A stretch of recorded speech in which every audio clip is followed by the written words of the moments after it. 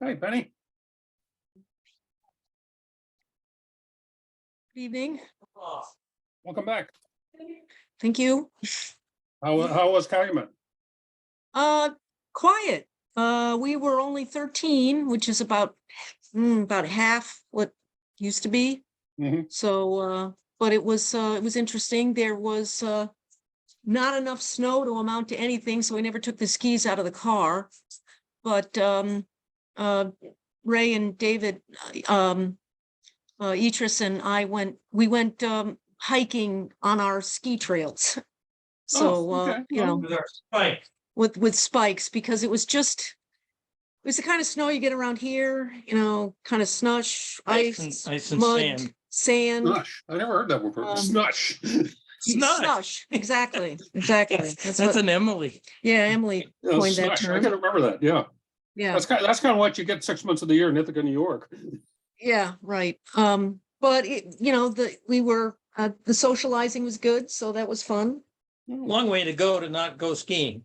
But Yeah, even the lake was not safe. It had ice, but they warned everybody, and you could tell on the edge, which of course is the Yeah. thinnest part of the ice, that it wasn't good.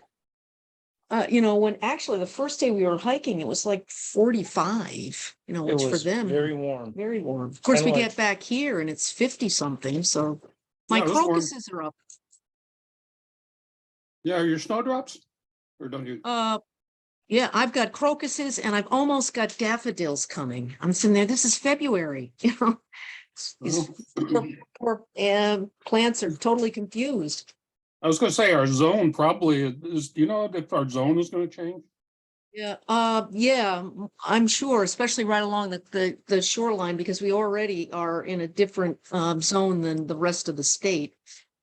Instead of being, what is it? We went from 6 to 7. We might go to zone 8. Welcome to Delaware. It'd be like living in Jersey. I mean, New Jersey, you'd be surprised. It's really quite warm there, especially in the summer. Yeah. Emily says that the district has been, the high 50s. They hit 60 at one time. Cherry blossoms out. Talking to me. Anyway, Cherry blossoms make them out there early this year. more than likely, yes, because they are very temperature oriented, so. Yeah. But we left the Etrises this morning at 8:30, and the message from David is, don't wait for him. He had actually told me that he didn't expect to be here this week. So Yeah, he didn't say why. Well, we had a 4-hour drive, and we wanted at 8:30, we wanted to get going, and they have an 8-hour drive, and they were nowhere near ready to, no, that's I not true. think They they have weren't a ready 9-hour or a drive. 9-hour drive. The So weather's good. they may still be on the road. Could be. So who's running Calumet now? Well, Too Tall John was the person who was, I don't know who's running it. Judy retired. Judy. Yeah. Yeah, John is doing what Judy used to do. yeah. Yeah. He actually did the service without communion, of course. Alice was in the office And, with Julie, who's new. Were there, but who's running it? I don't know if Newt. Well, there was a guy with a beard who ran the service when I went. Yeah, very long, very tall guy, heavy set. That's Too Tall John. No, I think it was somebody else, Oh, could be. but I think he retired. I too. mean, there was one family with children, and then there was another guy who might have had another family member with him who came up and just put stuff in the refrigerator while we were up kind of in the social room. And he had just brought his daughter to UNH and was spending the night and going home, wherever home was. Hey, Diane. Hi, Dan. Yeah. How are you? Yeah. So, I mean, it was empty. Yeah. It was us and like 3 or 4 other people. I think last time I was there was a group as well as us. We thought there would be like a youth group, because this is President's Weekend, and we thought that was going to be when the kids were there, but Yeah. I don't know whether There was nobody in the center today when we left, none of the staff. they gave them the holiday off. So because we were gonna kind of bum some coffee, but there wasn't even coffee to be had. Sure it was. It was from Well, last yeah, Friday. last night's coffee. Sorry, it was, Well, you can do anything with a microwave. uh, Not Well, let's do- anything. no, I have low standards, but My not that low. caffeine colleagues one of them used to say, you don't think we drink this stuff because it tastes good? do you?" Are those new glasses, Diane?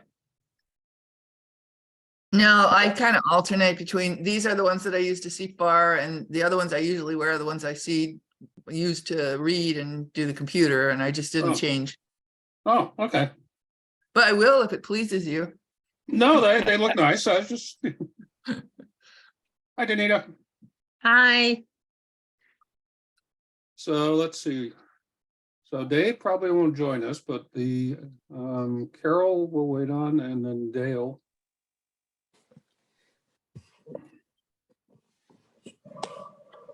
So is anybody going to the pancake dinner tomorrow night? I am. Okay. We hadn't quite talked about it yet. Free food. Weather permitting, let's put it that way. Mhm. I didn't catch the weather. I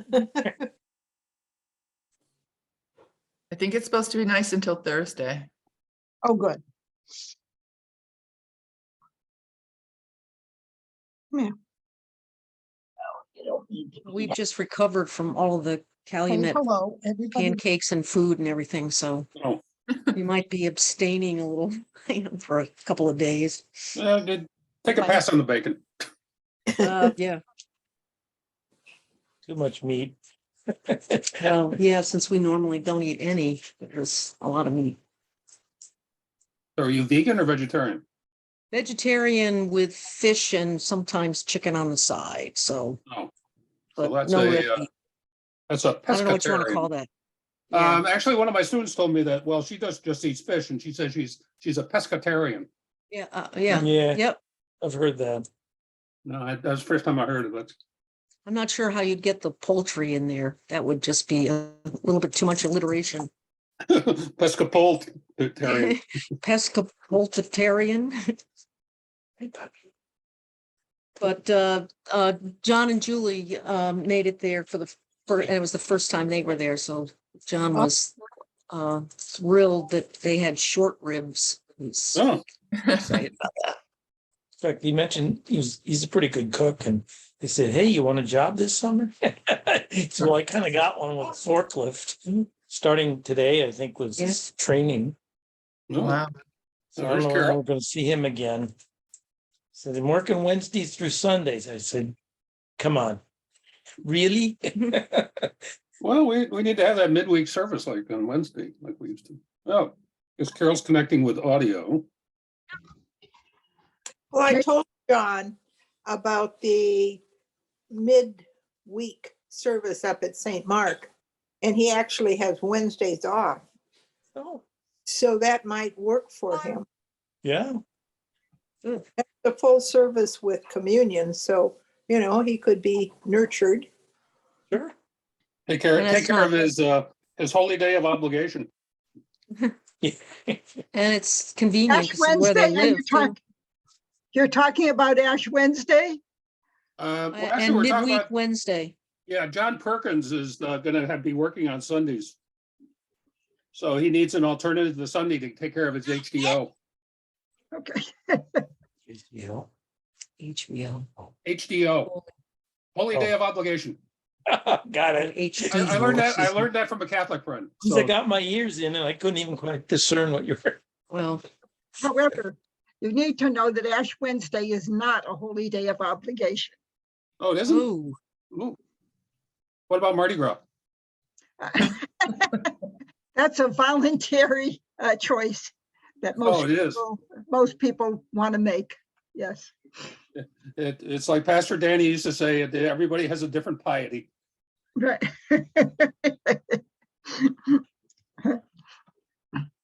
We're just talking about there's the pancake dinner tomorrow night at St. Mark. Oh, right, right. I noted that. I don't know whether I can talk my husband into it, but he does like pancakes. So You never And know. it isn't just pancakes either, you can tell them. What else? I heard something about cinnamon rolls. Oh, Yeah, and donuts. Oh, my God. Oh my So God, it's not just Park City here. pancakes. all the low-cal stuff. Oh, yeah, all the bacon and sausage, no Oh, calories. geez, you know? okay. All the food groups. Yeah, Yeah. Mark was So- telling me Fosnock was last Saturday up in Concordia. So what's that? Fosnacht? It's Yeah.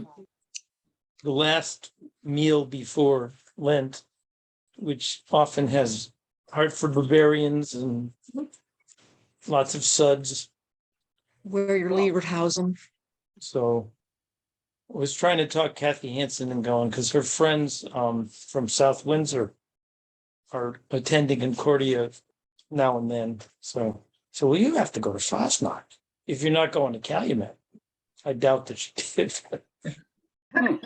So they have an oompa band? Sorry. Do they have an oompa band? Yeah, Hartford Bavarians. Oh, wow. And there was a couple when I was much younger. One guy, they would bring one of these horns that were, 15 feet long with the, I don't know if that's Oh. Swiss, Austrian. It was definitely a day you didn't want to have to go to church the next morning early. So is this like the German answer to Mardi Gras?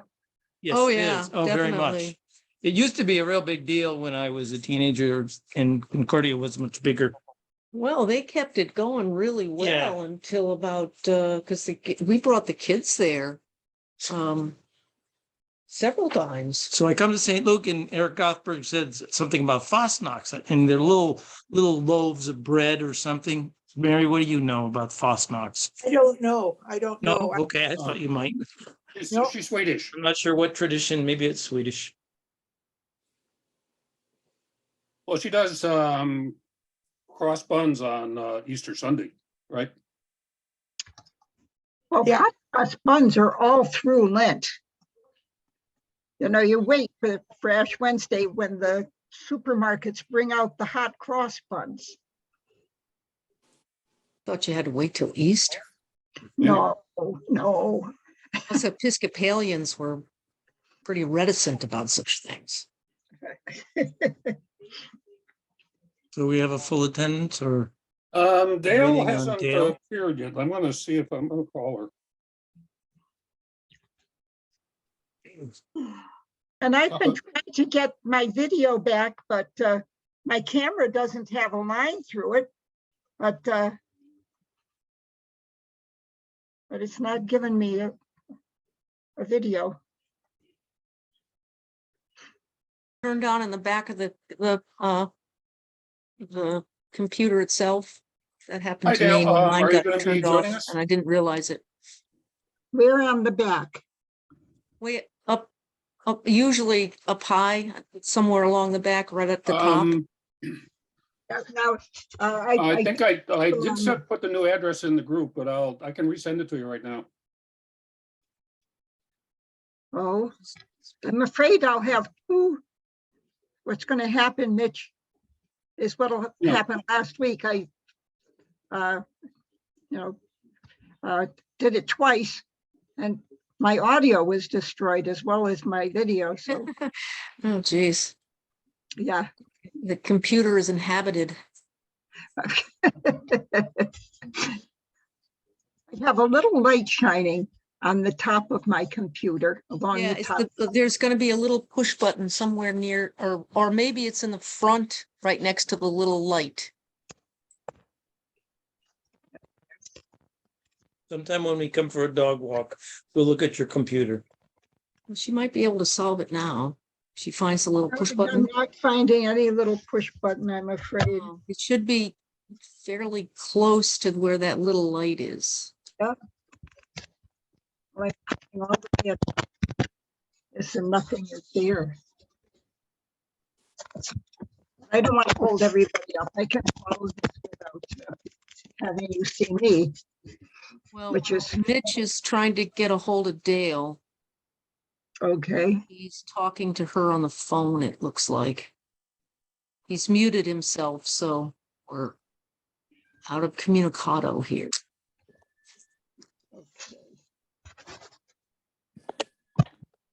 nope, I'm not seeing anything. Okay. But come over, bring Kaylee anytime. And Yeah, Yeah, Figure she's just, on my computer.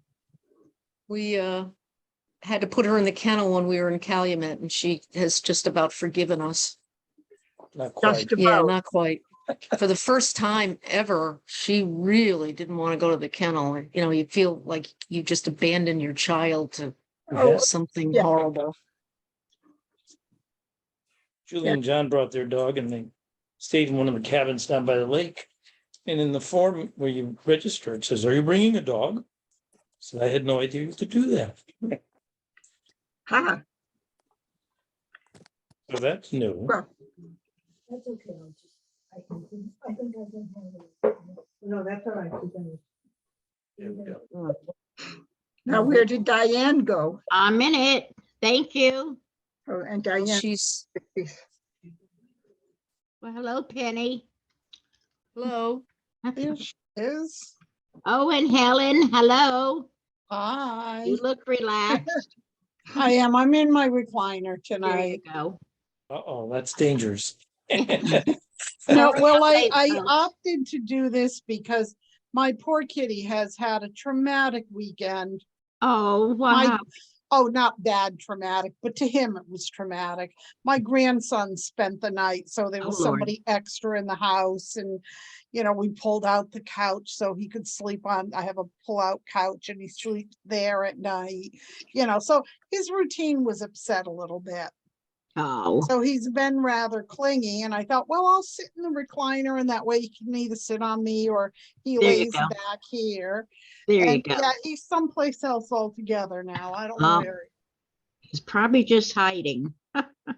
Oh, he's not that far. The Oh. apartment's not that big. Mitch, you are muted. Yeah. Oh, thank you, Mary. Good evening. Okay, you- sorry about that. There Okay, you so I think we've got everybody. Thank you Oh. for the heads up. Okay, Diane, you're still with us, right? Yes. Okay, all right. So, without further ado, we will be going into the second part of the Sabbath discussion. Yeah. And actually, it's good timing because next week we'll be starting to talk about Passover and Easter and the relations between them. So the timing is good because we'll be in Lent. So, without further ado, I'm going to mute people. She's just, yes, Don't fall asleep, Helen. She's muted now, so. Oops.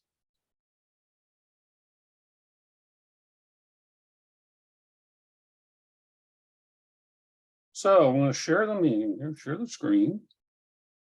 Share sound.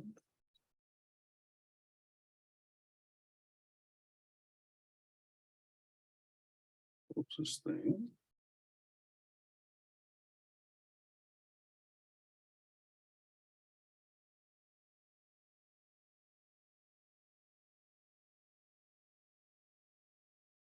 So I just want to go back 1 second and just compare and contrast the three big rituals you've been looking at: circumcision, food laws, Sabbath.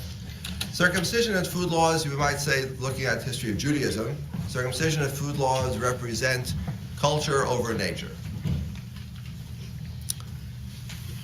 Right, circumcision is culture over nature in the sense that the human body comes out the way God made it, the way God intended it to be made, but we humans do something to it, or at least to half of the bodies, to the male bodies. We do something to it, right? If you're a critic, you call it a mutilation. If you are a pious Jew, you say we are perfecting God's creation, right? So it is, in fact, culture over nature. In the case of the food laws, the cultural aspect is not merely the classification system, right? The enormously complex series of rules and categories, which I spoke about based on Leviticus 11, right? But also the fact that we humans do not eat meat, at least from quadrupeds, not eat meat unless it's been slaughtered by human artifice.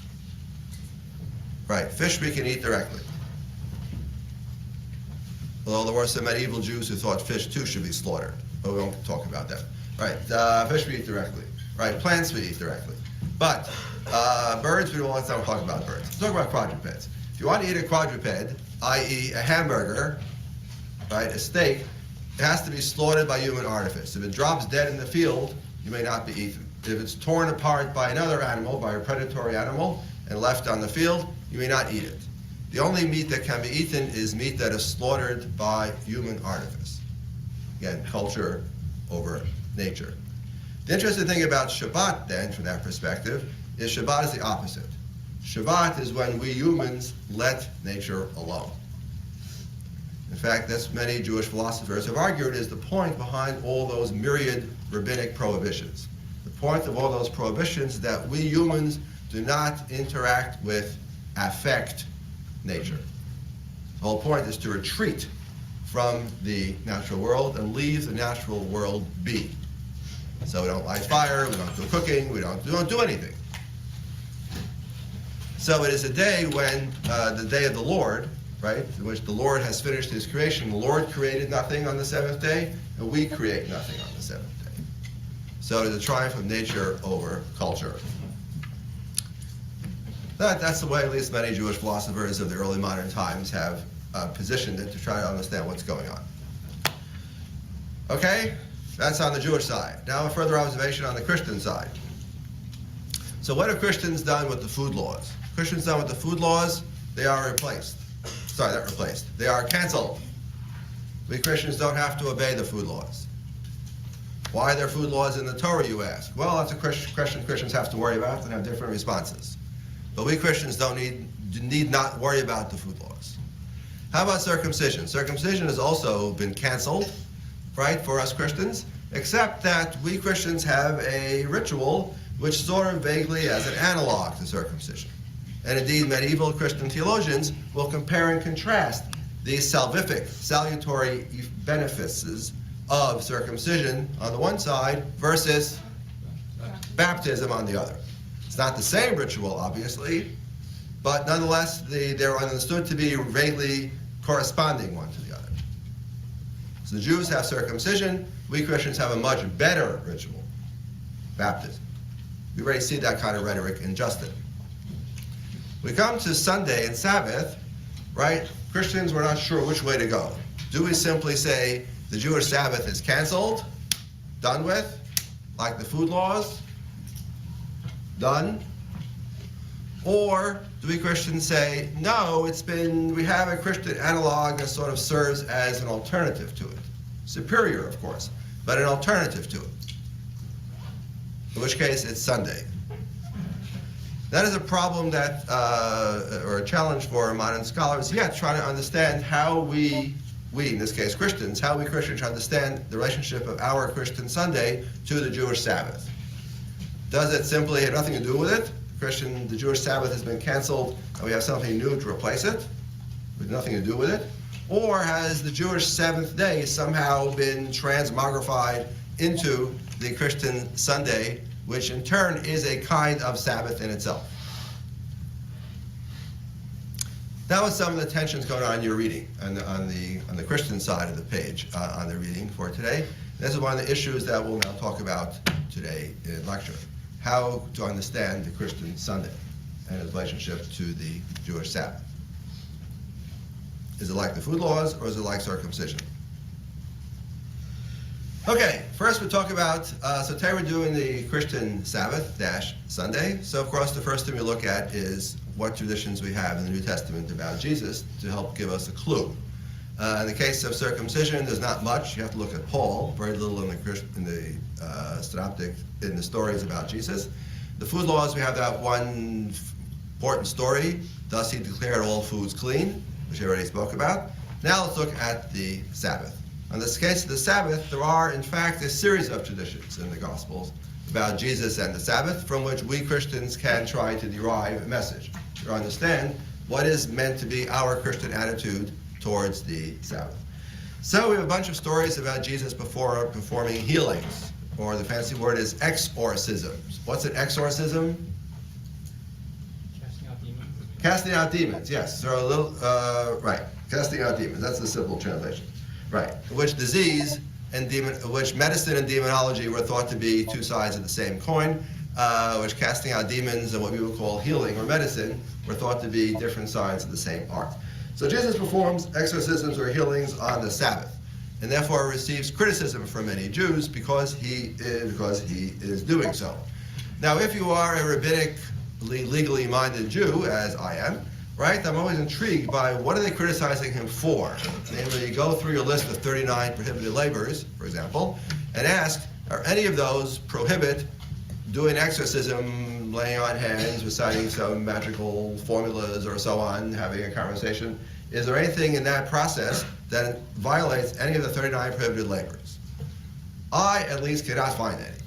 So I am a little puzzled by what are they criticizing him for, unless you're going to say that he gets caught on the House Un-American Activities type clause. It's un-American.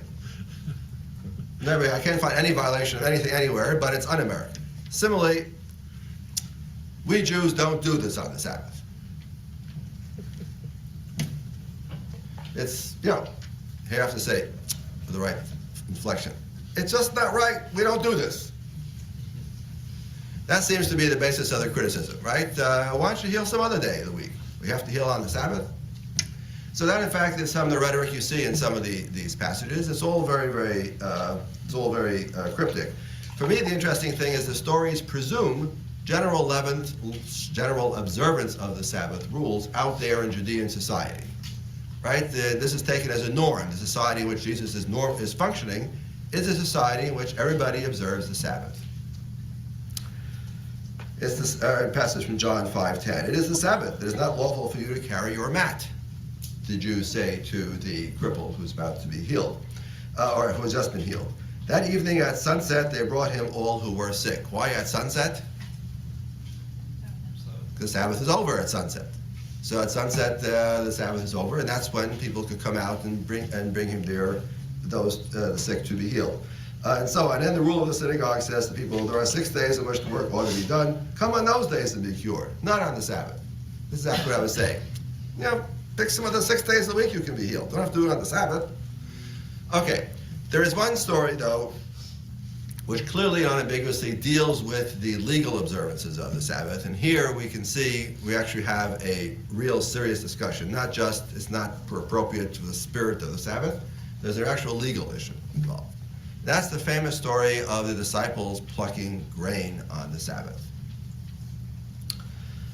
If you have an Old English translation, it will say corn, but corn in that case is English corn, right, which is what we call wheat. Don't confuse it with American corn, what should be called maize, if you have an old translation. Okay, here it is from Mark 2. One Sabbath, Jesus was going through the grain fields, and as the disciples walked along, they began to pick some heads of grain. Some translations pluck heads of grain. The Pharisees said to him, look, why are they doing what is unlawful on the Sabbath? Okay, class, is picking grain unlawful on the Sabbath? Yes. Yes, it is a labor of... It's one of those ones when we're going to make bread. All right, I'll accept that. That's not very precise. It's one of those ones that you do to make bread. Yeah, exactly. Right, well, which is that one? Reaping. So plucking grain is a subset of harvesting or reaping. Remember, I told you this. I prepared you for this moment, right? Right. Plucking is a kind of reaping. So it is prohibited.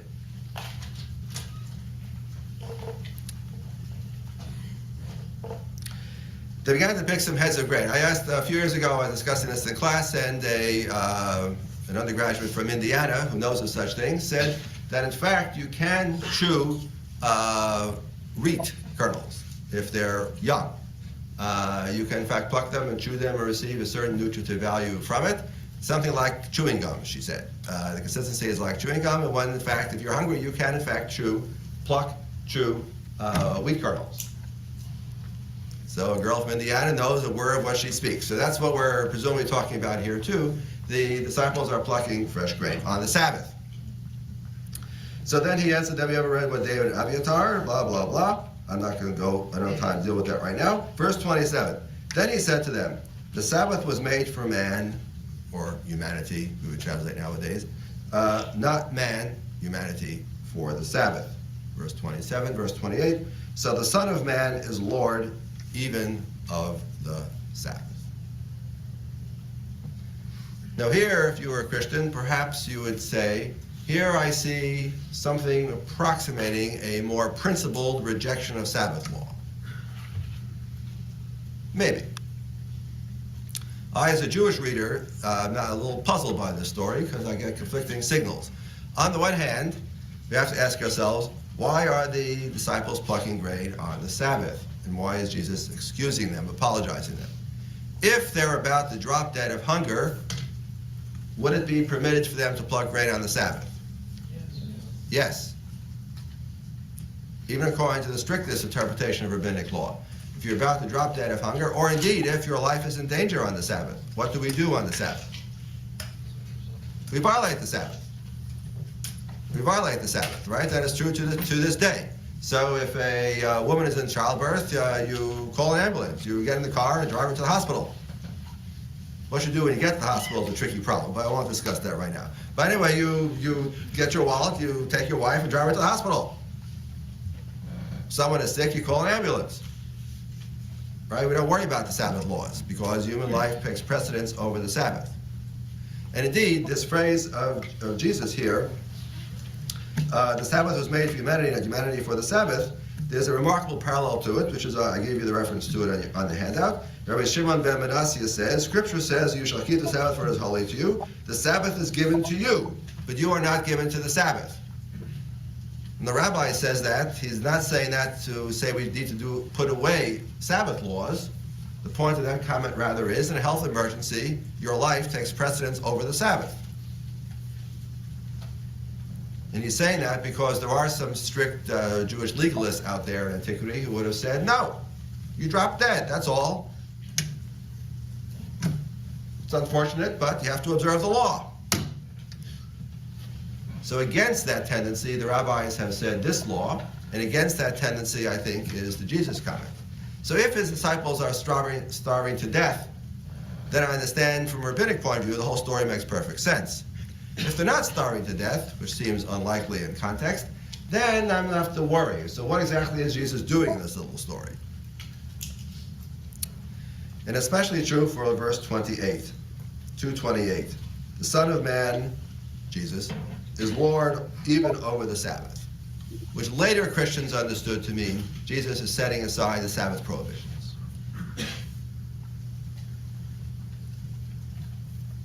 Akin to the verse in Mark, thus he declared all foods clean, which later Christians understood to mean the food laws have been set aside. They understood this to mean the Sabbath laws have been set aside. Okay, it's a tricky little story with conflicting signals being sent out. I'm not quite sure how to read it. I'm not quite sure what the original intent of the story is, even though I do understand how later Christians read it. That's very clear to me. But I'm not sure that's necessarily what the story originally meant in context, or in its narrative context. That I'm not completely sure. But anyway, that's the story. That's the smoking gun. If you want to discuss Jesus setting aside the Sabbath laws, this is the passage that you will study, Mark 2. Okay, any observations on that? Any bright ideas how to figure out, disentangle these conflicting signals that the story is sending out? Right, 2:27 is a remarkable thing, right? The Sabbath is humanity, etc. There, the rabbis and Jesus are in complete agreement, if he means what they mean.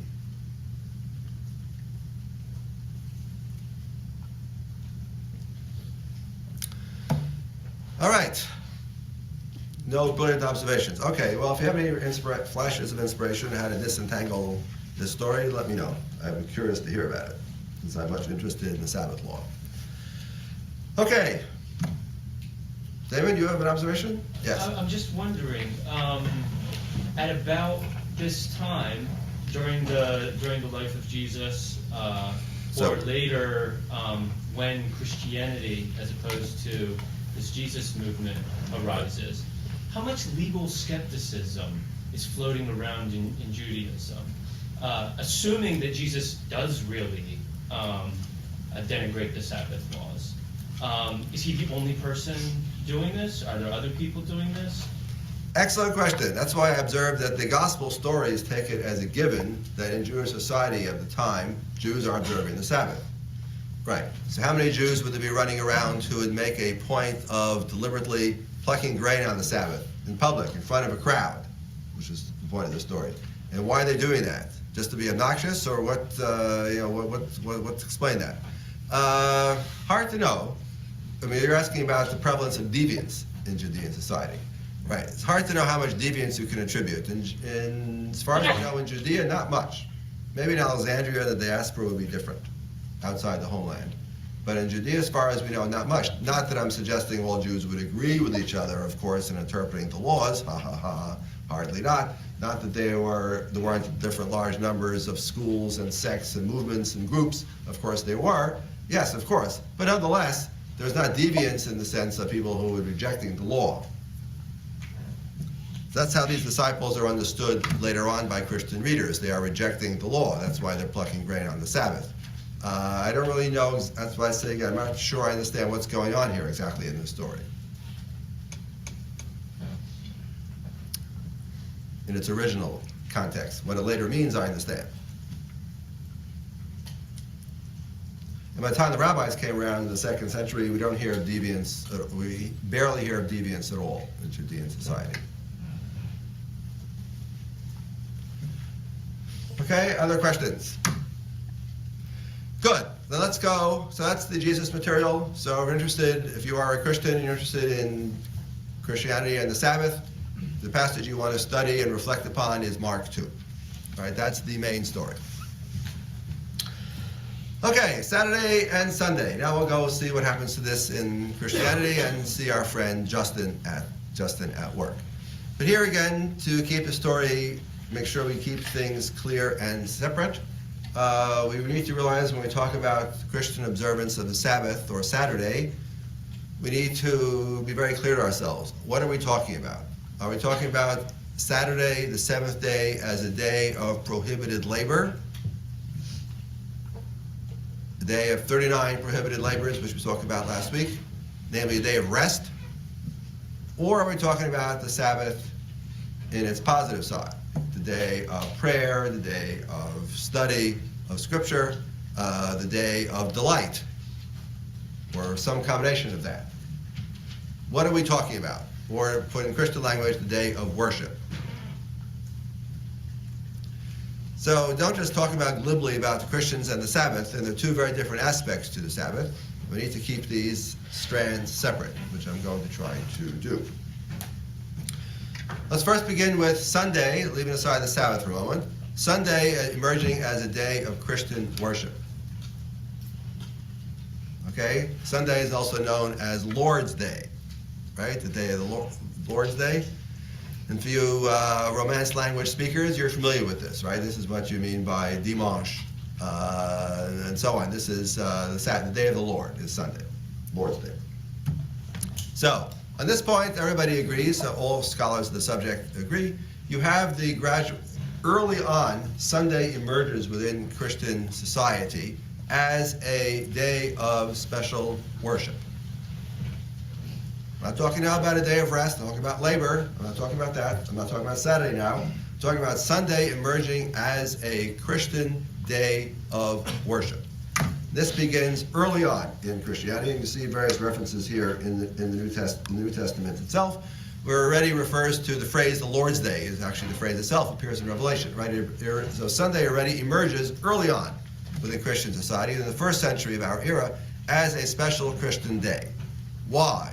What's special about Sunday? The obvious answer is the rise of Sunday is connected with the rise of Easter, because Sunday is the day of Christ's resurrection. We'll talk about this in a couple weeks down the road, right? Christ would have been crucified and dies on Friday. That's almost 100% sure from the gospel chronologies, right? Christ dies and is resurrected, is crucified, dies, and is buried on Friday, right? And then Christ is resurrected early Sunday morning, or if you insist, Saturday evening. is resurrected. That's the 3 days, Friday, Saturday, Sunday. So Christ is resurrected on Sunday. So early on in the Christian belief, connected with that, then Sunday therefore now emerges as a special Christian day, or as a day that is special to Christians commemorating Christ's resurrection. And the festival, the annual festival of that remembrance of that moment is, of course, Easter. And we'll talk about that in a couple weeks down the road. So that trajectory is very clear. Everybody agrees the emergence of Sunday as a Christian worship day is early in Christian society, the first century already, and is emerging, is beginning its onward ascent into Christian prominence already in the 1st century. Okay, where does that leave Saturday? I'm not sure, but I know that's what happened. That's the Sunday, right? So my future betting money is on Sunday. This is going to go places. Now let's look about what's going to happen on Saturday. So do we Christians still observe Saturday now that we have Sunday emerging into greater and greater prominence, into greater liturgical ritual prominence, right? Do we Christians still observe Saturday? Nobody is calling Sunday Sabbath. Sunday is the Lord's Day. So what do we Christians do with the Sabbath, or to put it more bluntly, the Jewish Sabbath, the 7th day? So here's an interesting observation. The Sabbath is a day of rest, is the only one of the 10 Commandments not confirmed by the New Testament. If you go look at the 10 Commandments, which of course can be counted in different ways, all various 10 in one way or another are confirmed by Jesus. The only one which does not receive confirmation in the New Testament is this one. Remember the Sabbath day, the 7th day, to keep it holy. Don't do any manner of work on the 7th day. New Testament is silent on that subject. So, what do Christians do with that 4th commandment, you ask? Okay, don't worry. They can handle it. Right, but okay, however, things are not what they appear. Things need to be interpreted. So, what do we do with the rest on the 7th day? Do we Christians rest on the 7th day? Well, we have our friend Barnabas. Somebody remind me when Barnabas is? Midterm is coming, you should know this. Right, when is Barnabas? Right, sometime after 132, it seems to refer to the Bar Kokhba War. So Barnabas, the Epistle of Barnabas, as it's called, probably a sermon, not an epistle. The Sermon of Barnabas is around 130-something or so CE. In other words, a generation before our friend Justin, who was writing around when? 160, good, right, around 160 or so CE. So Barnabas then is another early Christian document about a generation earlier than Justin. Okay, so Barnabas already, we saw him in connection with the food laws, the wonderful allegory of the food laws. We saw him with a reference also briefly to the circumcision, right? Barnabas is arguing that when the Jews interpret the scripture literally, they're misinterpreting it. God never intended these things to be taken literally. That's his major approach. And he says the same kind of argument here too. The Jews misunderstand Scripture. God never intended the Sabbath commanded to be taken literally. It was all meant to be symbolic. Okay, this is the notion that the Sabbath is the 8th day. And here we have, Barnabas has a whole long discussion about the 8th. And later Christians also will play up on the 8th. The 7th day is great in God's eyes, but the 8th day, 7 plus 1, it's bigger. It's better. Right, so that language of seeing the Sunday as the 8th day, which is another Christian way of saying replacing the 7th day, right, that is Barnabas. Okay, but I didn't ask you to read Barnabas, so that's just a few brief notes. I asked you to read our friend Justin. What does Justin do with rest on the 7th day? Here we have a series of arguments that are similar to, not as developed as, but similar to the kind of arguments he has in connection with circumcision. Right, he knows exactly where he has to wind up. He's going to wind up by saying, we Christians do not need to observe the labor prohibitions of the 7th day. Ancient worthies found favor in God's eyes without observing the Sabbath, just as ancient worthies found favor in God's eyes without being circumcised. Remember that argument? It's exactly the same argument. The Sabbath is a sign to mark out the Jews, just as circumcision is a sign to mark out the Jews. Who else lies around idle on the seventh day? Just the Jews. You never heard of weekends yet, don't forget, right? It's just the Jews. Just as who is circumcised? Just the Jews. Because God is marking you out for punishment, right? This is the same motif. We already saw that motif. Given by Moses and reaffirmed by Isaiah because of the hardness of your heart. That's why God gave you circumcision too, because you Jews need these constant reminders, these punishments from God, right? These that don't have value in and of themselves, they're not salvific, right? It's just make work at this assignment. So the way your teacher can tell you in school, write 50 times, I will not talk during class. It doesn't have any value. It's just work for the purpose of it work. It's punishment. Sabbath, just like circumcision. So God wants a perpetual Sabbath.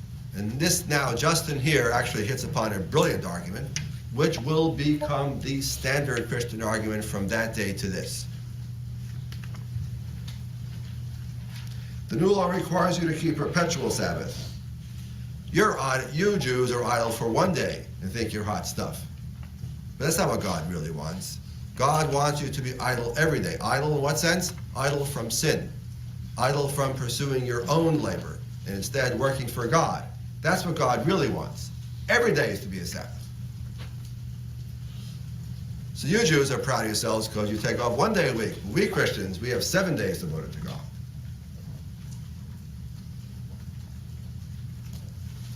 This will become, in one way or another, the standard Christian reading of the fourth commandment. It says 7, but it doesn't mean the seventh. It means all. It means every day. As I told you the first day of class, this course is all about interpretation. Scripture means what the interpreter says it means. And don't come and tell me, but it doesn't say that. I know it doesn't say that.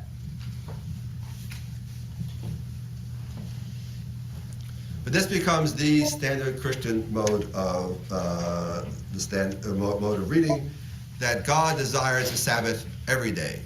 The Sabbath meaning idleness. Idleness meaning, of course you get your work done, but idle from sin. You keep your hands away from sin. You keep your hearts devoted to God. That's the real Sabbath, and that of course is meant to be every day for a pious Christian. And then Justin has another extraordinarily interesting argument. If God really wanted observance of the Sabbath, he would not have had the temple function on that day. Tell me, did God wish the priests to sin when they offer the sacrifices on the Sabbaths? Or those to sin who are circumcised and circumcised on the Sabbath, etc., etc.? If God knew this was a sinful act to operate these things, why would he allow these things? Paraphrasing briefly, you can see the passage. Now, here I'll back up to a point which I didn't quite get to on last week, but it was in your Goldenberg reading. Remember those 39 mysterious 39 prohibited labors? The Mishnah doesn't tell us where they come from. Doesn't cite scripture, doesn't give you a rational argumentation, it simply lists them. And you figure out what to do with them in the typical infuriating style of the Mishnah. The Talmud, of course, the next layer of rabbinic tradition, commenting on the Mishnah, is trying to understand where does this stuff come from? And one answer the Talmud gives in connection with the 39 prohibited labors is, the 39 prohibited labors are those labors which were performed in the tabernacle. Remember the tabernacle? What's the tabernacle? Portable tent shrine in the wilderness. Israelites, Moses, tent shrine, Book of Exodus, Numbers. Okay, good. That's full credit. That's tabernacle. Right. So back to where I am. So according to the Talmud, those labors that the Israelites needed to perform in order to erect the tabernacle, in order for the tabernacle to run, those are labors. What is a labor? What's not a labor? Answer, if it's an activity that needed to happen for the tabernacle to be erected, for the tabernacle to function, that is defined by Scripture as labor. And that is precisely what we Jews may not do on the Sabbath. Be mirror image, because that is what is happening in the tabernacle. Because the tabernacle runs on the Sabbath. So the Sabbath is a kind of, this tabernacle is like an oasis in the middle, surrounded all around by Sabbath observance. But in the tabernacle itself, animals are slaughtered. The fire is tended. Skin is flayed. All those things happen that are prohibited, but they happen in the tabernacle. So the tabernacle and the Sabbath are sort of are antipodal entities. Each one sacred, each one the source of holiness, but they are antipodal. That's what the Talmud says in connection with the Mishnah, the list of 39. That's where the 39 come from. The Sabbath as a kind of anti-temple, and the temple as a kind of anti-Sabbath. There's a remarkable parallel to that here in Justin, except Justin uses the argument in the reverse. If God really wanted observance of the Sabbath, then the temple also should have closed down.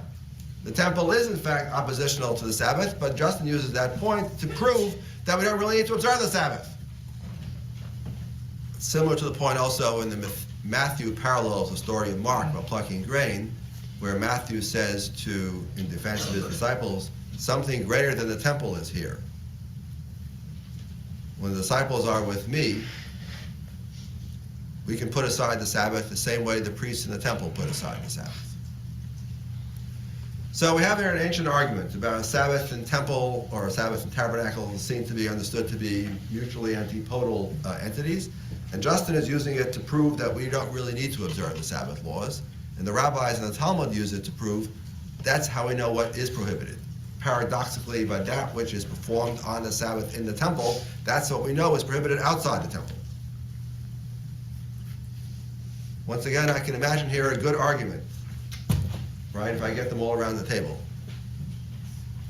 Don't know if it ever happened, but I can see on paper at least a good argument. How we understand the relationship of temple to Sabbath. Okay, so let's finish that point. Sunday is emerging as a Christian worship day. Point 2, we have, by the 2nd century of our era, our friends Barnabas and Justin have very clear, undisguised polemic, saying that we Christians don't need to worry about the Sabbath laws, the prohibited labors. Those are only for Jews, or perhaps they were never meant for anybody. The Jews have misunderstood them altogether.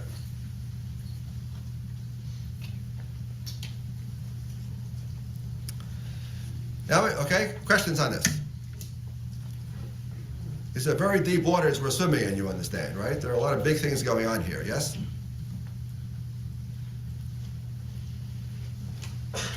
Just humor me and say yes. Yes. Good, thank you. So now we come to the most interesting part of the story. Excuse me, Professor Cohen, this is all interesting. Yes, I know, but just as interesting as the rest. Tough crowd here today. Right.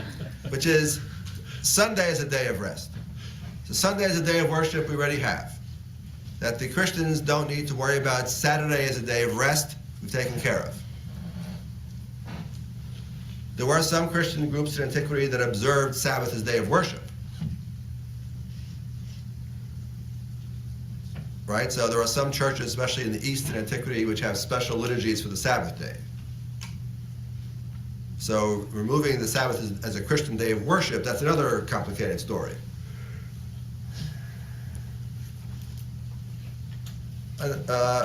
Question to you Christians in the room. Currently, I believe Christian liturgy doesn't set anything special for Saturday. Yes, Saturday is just another regular old day of the week. Is that correct? Yeah. Yes, that's what I thought. Okay. Good. Now we look at Sunday as a Christian day of rest. Right, in which the labor prohibitions, the day of rest side of the Sabbath is transferred from Saturday to Sunday. So the question is, does Sunday become a Christian Sabbath? Okay, that's what we're up to. That's to my mind, the most interesting aspect of this question. Okay, 2 strategy history. I already told you about this. Sunday is the day of worship, religion is the day of rest. A nice discussion by Craig Blumberg. I don't know Craig Blumberg, but that's the second reading I asked you to read this week. He seems to be a nice, pious Christian fellow from Denver. That's fine. He says very explicitly, right? For me as a Christian, I don't worry about the Sabbath at all. Christ has set aside the Sabbath, just as Christ has set aside all the laws of Scripture, unless they have been confirmed for me in the New Testament. So for me as a pious Christian, Mr. Blumberg says I pay no attention to the Sabbath. As opposed to some other Christians he's talking to who are paying attention to the Christian Sabbath. I'll come back to that in 1 second. So the first sign that we have Sunday emerging as a Christian day of rest, consequently as something like a Christian Sabbath, is this law passed in 321 CE by the Emperor Constantine. Remember who is Constantine?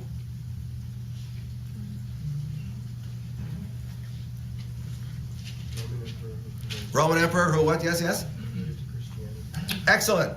Roman Emperor who converted to Christianity, right? The first Christian emperor. We met his name earlier, perhaps you may recall, when we discussed the Council of Nicaea and the Nicene Creed. Remember that?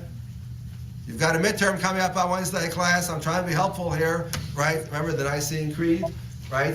From the Council of Nicaea. Nicaea is a suburb of Constantinople. Constantine, see a pattern here? Right, so Constantine presided over the Council of Nicaea, first Christian Roman emperor. So, in order to make it easier for Christians to go to church on Sunday, he has to pass the law of 321 requiring rest from work on Sunday in order to facilitate attendance at church. Now you would say, this is not exactly Christian Sabbath, this is sort of a practical matter. I.e., if slaves are busy working on Sunday, then they can't go to church.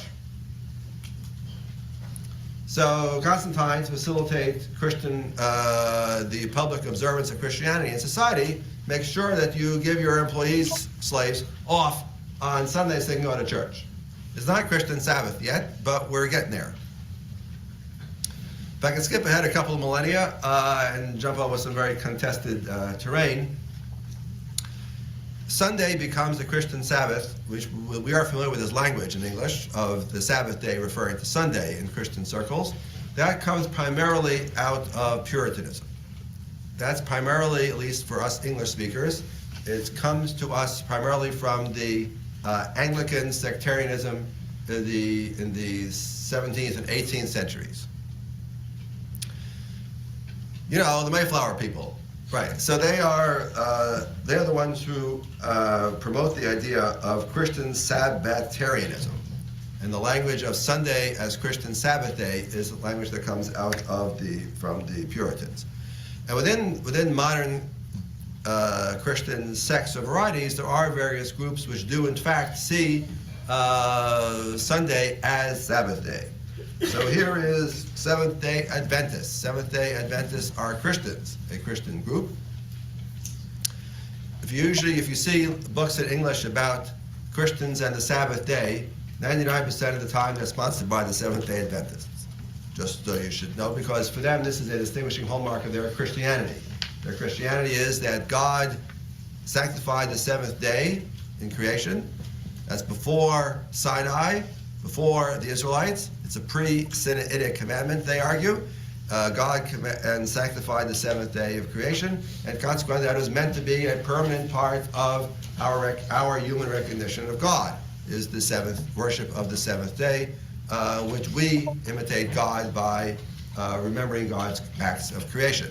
That's the Seventh-day Adventist. We're familiar with this in Chariots of Fire. You people, your generation, still watch that movie? Da da da da da da da da da da. Right, you know the movie, right? You know, they're running on the beach. Right. So that's a nice movie. So there are two plot lines which interestingly both intersect with our course. Right. So one is this Jew yearning for acceptance by this oh so genteel anti-Semitic English society.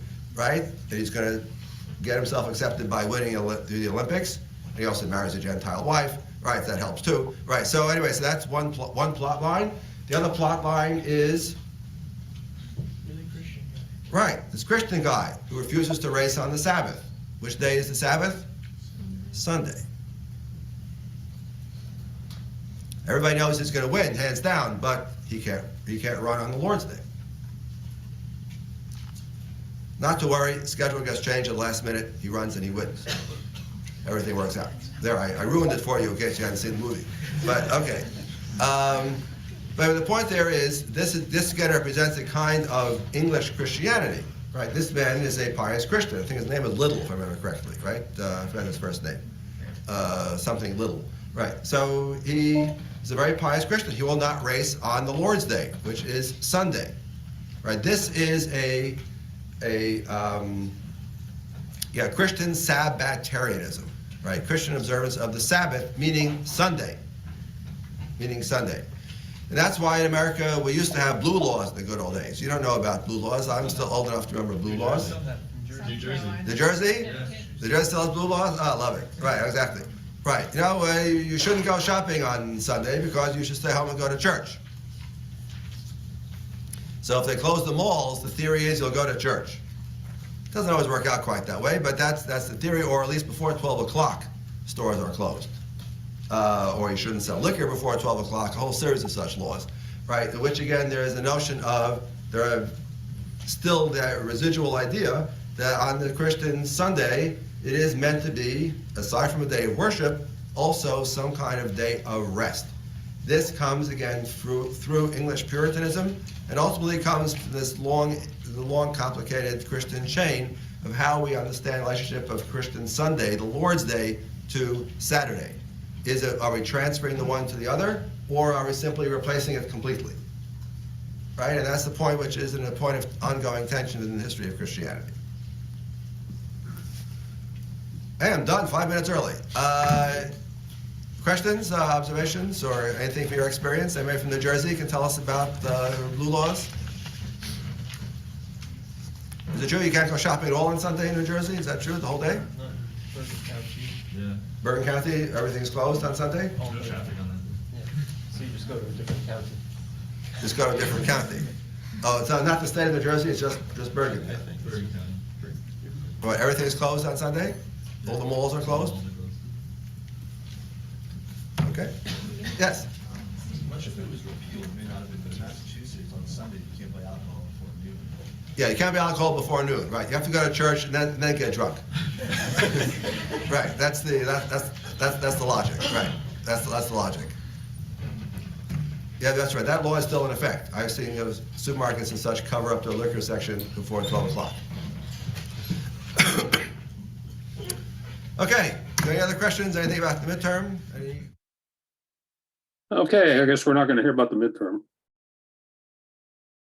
Stop share. Okay, so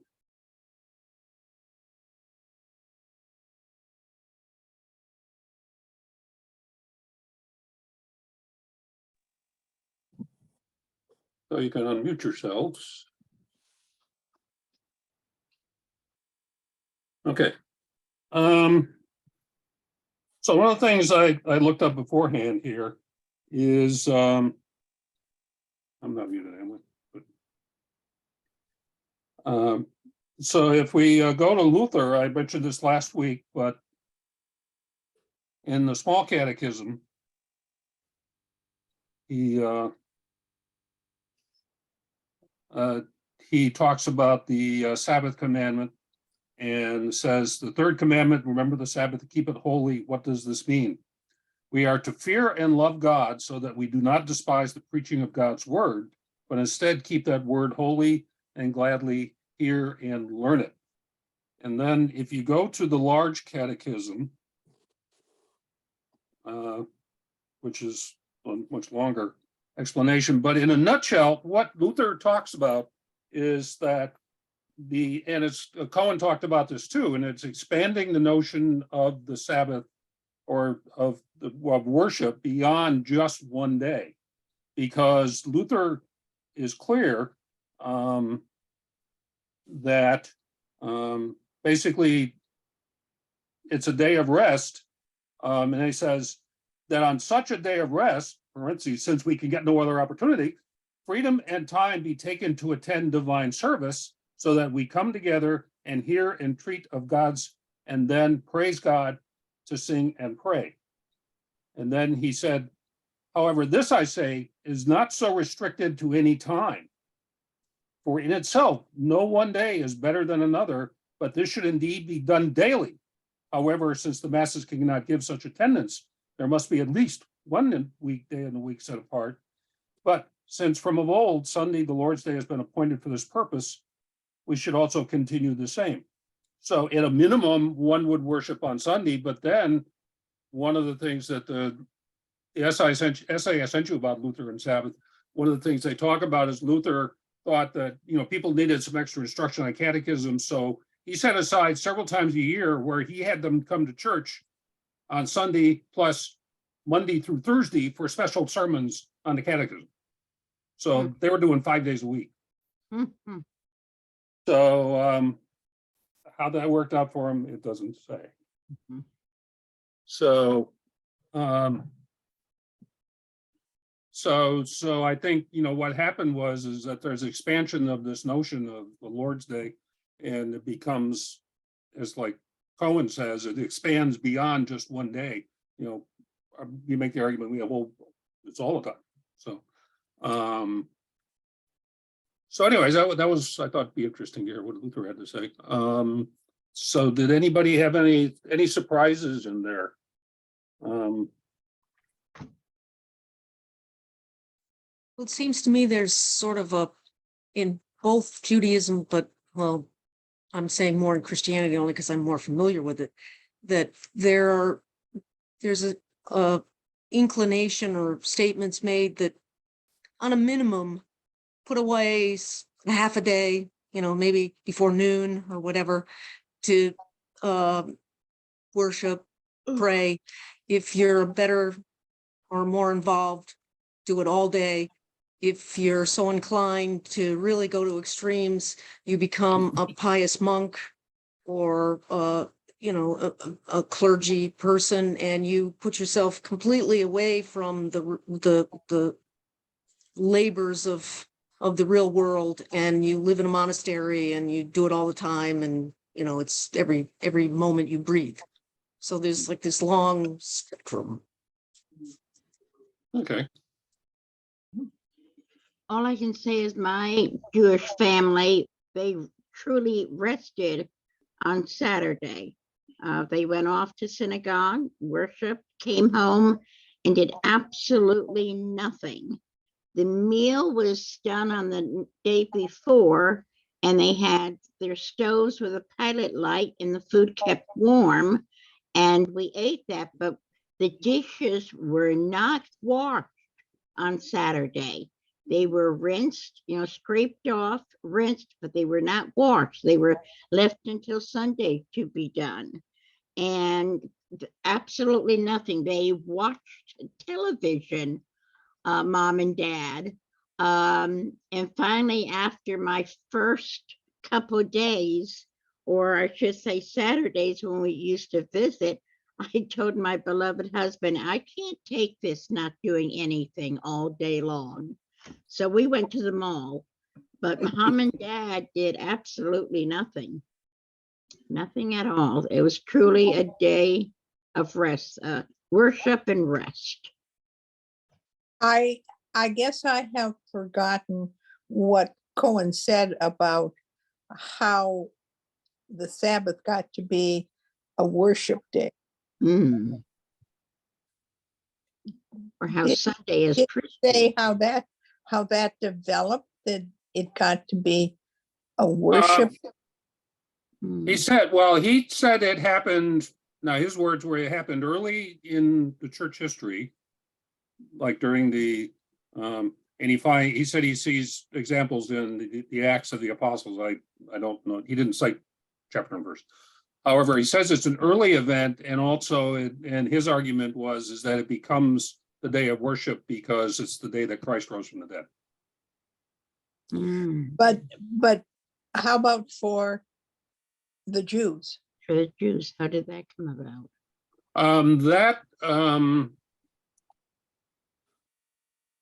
Well, at least according to one of the essays I read in the book on the Sabbath, that is more unclear. Nobody can say exactly when did the Sabbath become the day you go to synagogue and worship. Because there's nothing in the commandment about worshiping. No, but when he was introducing the idea that what happened inside the tabernacle Was exempt from the Sabbath, yeah. Yeah, and the tabernacle, I understood the tabernacle to be their place of worship. Mm-hmm. Am I wrong? I don't know. No, was there, yeah. No, you're right. But he refers to labor. So you got the day of rest, not doing anything, and then you've got worship. And how did they get connected together, both for the Jews and for the Christians on this day, whether it be Saturday or Sunday? How did worship get to be the thing that that you did on this day of rest? Good question. Well, I thought he was quoting Justin's comments that, and he takes it that you're supposed to do it every day, but certainly on Sunday, that God's work is idleness from sins, which, you know, is worship, right? I No? mean, that was the Christian notion, wasn't it? The Yeah. idleness from sin. Yes. Well, it was Justin Martyr, so I presume, yeah.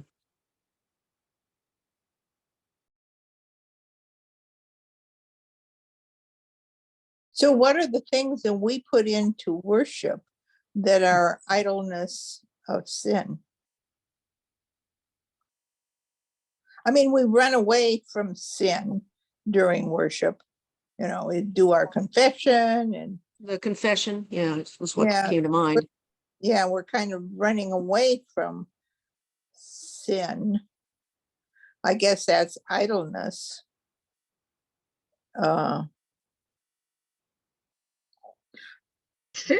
But sin is Go ahead. something that we abstain from every day of the week, God willing. Yeah. So it's not just something you do on the Sabbath day. Guess you just acknowledge it one day a week.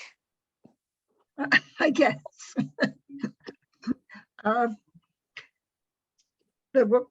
the time I was a little kid, when we learned the 10 Commandments, we were told, you know, you go to church on Sunday, you go to Mass on Sunday, and that is absolutely extremely important to go every week to Mass on Sunday.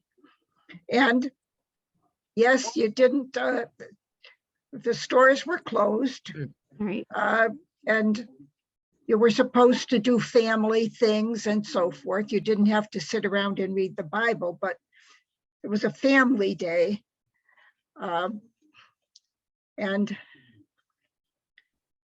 it was, no, I think we felt it was a great loss when the stores started opening on Sundays.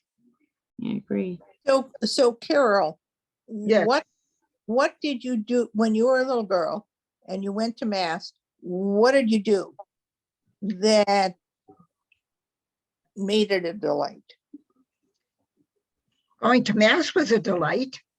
Mhm. Not everybody may have thought of it that way, but we used to go every day, my sister and I, because yeah, especially going to communion was important to us.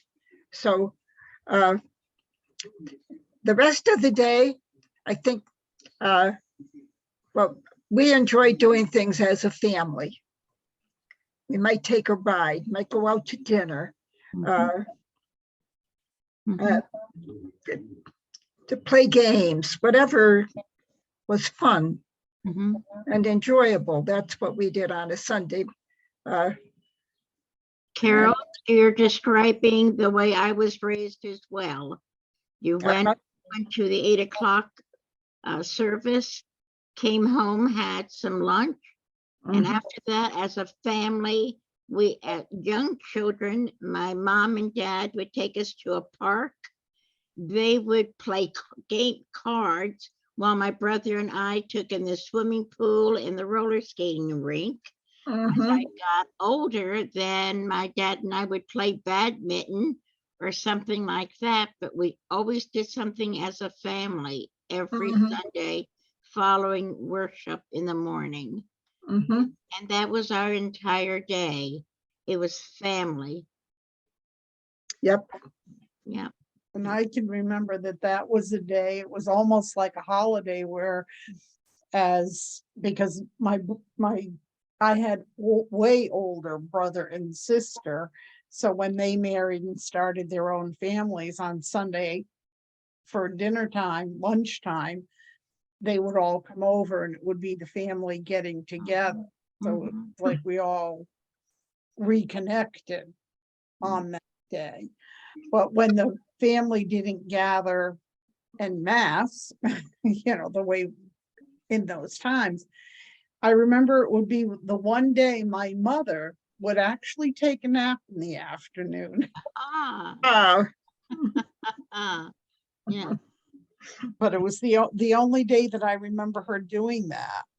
Mhm. Yeah. And you hear about Italian families especially, that everybody's expected to come home on a Sunday and mama Oh. cooks a huge meal. Yeah. That wasn't our house, but Well, my neighbors were Italian, and you are so right. Every single brother and sister showed up at our neighbor's house. But then we didn't do it every Sunday, but on Easter, my aunt, who was several years older than my mother, of a family of 10, Wow. every single member showed up at my aunt's home on Easter. mhm. Every single one of them. That's when I got to see all my aunts and uncles and cousins, first cousins. Mhm. So it was family. They also grew, and they were Lutherans. Most of them were, well, they were all Lutherans in my mother's side of the family. Mm. But that's how it was celebrated through the 40s, 50s, and 60s. Mhm. Yeah. Oh, I'm going to have to leave because we're celebrating supper at our house and Rudy's waiting for me. Well, good. Enjoy. tell Rudy we said hi. Certainly, I will do that. Okay. And hopefully you'll be seeing my face soon. Once Good. Penny and Ray come over and help me Oh, fix my computer. Okay. Okay, Yeah. You have a mission Good now. night. Penny, go fix it. Yeah. actually, I think Ray's the one who volunteered. Ah, Bye-bye. Bye, Carol. Errol. Oh. I'm not sure how to get out of here, but I'll find it. Once you're here, you can't check out. yeah. Yeah, it's like the Okay. Hotel California. Yeah, so- Yeah, cheers, my So I dear. guess the interesting thing is that There it is. there we go. I guess what you described though is how the Sabbath was a day of rest to, and depending on which commandment you read, either to, because the Lord created the heaven and earth on the day, and then rested, or because God took them on Sinai. But so there was this explicit religious reason, but it morphed into this sort of familial kind of thing, where basically it's a time for the family to get together with, maybe you say grace before meal, maybe you don't. But it's really less of a religious observance. I mean, and the worship, is definitely worship you do in the morning. Then once it's done, then move on to the next thing. So I'm just curious how that's, and in some ways it happens with a lot of holiday. I mean, it's similar. It happens with Christmas, for instance, where Christmas has become primarily a family day with sort of some worship attached to it. But people always focus on sort of the familial pieces. Well, maybe it could be thought of as like reconnection, not Yeah. just reconnection with family, but with God too. You go to Ah, church for that reconnection. yes. Yes. You're so right, Helen. Yeah. Yeah. So. Any other thoughts? Well, I was just fascinated, if I understood him correctly, he connected labor as a thing in the tabernacle on Saturday, and what his Well, association. Yeah. Well, what he was saying is that the labor that goes on the tabernacle on the Sabbath is okay because it's in the tabernacle. You just can't do it outside the tabernacle. Right. I guess He the was trying to argument, explain where the 39 prohibited things came from. And that was his explanation, and followed very closely by Justin's comment saying, so he would understand why Justin said that was to separate what went on in the tabernacle or the temple. And since the temple is no longer, Justin's comment is then those 39 prohibitions are not separated as in the temple and Mhm. not outside, so they don't count anymore. And I Oh. guess I haven't read Justin Martyr recently, but that's what he said, Justin said, Yeah. as in, and he was trying to explain, the whole history of the thing that Justin was very familiar with, and making that since the temple's not there anymore, everybody would understand that that's where the 39 prohibitions came from. Interesting. I think there's You go. more to it. If I remember vaguely, that Justin goes on to say that God demands more of us. He's sort of saying that Jewish prohibitions were for children and people who didn't think very well or think very deeply. And Christians are supposed to make more of the Sabbath every day, and, Right. it's not, So, oh, if I don't do this, then I'm a good person. No, it's more than that. You gotta have a bigger picture. right. Yeah, it echoes what Luther said, that Yeah. you shouldn't do it just one day, you should do it 5 days a week. Yeah, and think about it and do it, do it because you understand God's gift and the whole story, not because somebody said, no, you can't do this, I can do that. And I always thought that was Jesus's point about the pettiness about plucking seeds is not really harvesting. Harvesting is working your slaves so they can't do anything else and think anything else. But even if the disciples weren't starving, they were probably very hungry, or else, this isn't gourmet food. Yeah. So they grabbed what they could grab, and to consider that a sin is really pushing it a little. Hmm. By the way, it's in the video from last summer. They made a point Oh, yeah, I of remember that, yeah. when the disciples were talking to Jesus, one of them runs his hand through the thing and grabs a mouthful, and Oh, yeah. Jesus sort of says, okay. Yeah. Yeah. I remember that. In The Chosen, they did it. Yeah, the chosen. Mhm. It's a scene. Yeah. So the directors of the movie, The Chosen, Correct. were going on the idea that they were hungry, Hmm. and therefore it was okay. So Yeah. that's Yeah. what the director of that movie read that as. Yeah. Exactly. I don't know if the director and Cohen would I agree. Mhm. Probably not. scripture was Too bad we can't ask Cohen if he's ever watched the the Chosen. The He's Chosen. retired now, so he has Yeah. time to watch these Christian things. Mhm. But, well, anyways, I thought it was interesting. He mentioned at the beginning was that they did it in The Chosen couple, at least with the guy on the map, that why did you heal him on the Sabbath when you could have waited a couple hours? So that, and Cohen points out that there is no prohibition of healing on the Sabbath. Ah. It's but not there one of- is of picking up your mat. Mm. And Jesus did tell the man to pick up his mat and go home. Ah. Yeah. Now, The Chosen had a side plot, which is nowhere in the gospel, but the side plot was that the guy's brother was going to kill the Roman official, but there was a trap, and the guy's brother would have been killed, but for the fact he saw his brother carrying his mat, then he abandoned his plan to kill the Roman officials. So he saved his life. So the point is actually at the end of the movie, Peter is asking Jesus, why didn't you wait half hour? And the reason was, if he had, then that guy would have gone through with his plan to kill a Roman official and been killed himself. So, anyways, that Director's makes more, taking a lot of liberties here. that's And you do that.